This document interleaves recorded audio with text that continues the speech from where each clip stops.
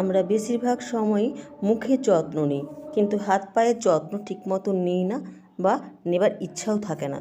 আমাদের এই অবহেলার ফলে হাতে অনেক সময় রিঙ্কেলস দেখা যায়, যা দেখতে খুব বিচ্ছিরি লাগে। আজ তোমাদেরকে দেখাবো ঘরোয়া উপায়ে তোমরা কিভাবে এই হাতের রিঙ্কেলসগুলো দূর করবে। হাই ফ্রেন্ডস, আমি মানসী।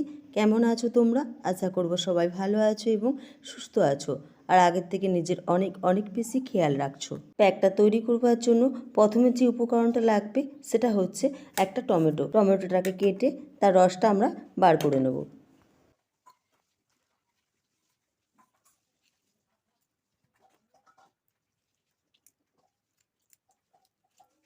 আর লাগবে আমাদের 1 চামচের মতো বেকিং পাউডার।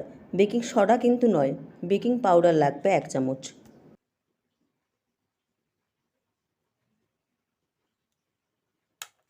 লাগবে 2 চামচের মতো লেবুর রস। আমি যেহেতু লেবুটা ছোট তাই আমি পুরোটাই নেব।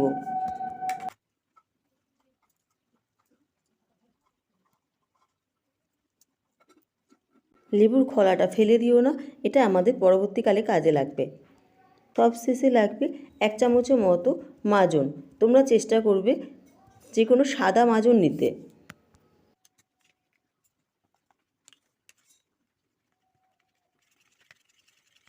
এবারে সেই লেবুর খোলাটাকে নিয়ে পেস্টটা নিয়ে আমরা হাতে এভাবে ঘষে ঘষে লাগিয়ে নেব।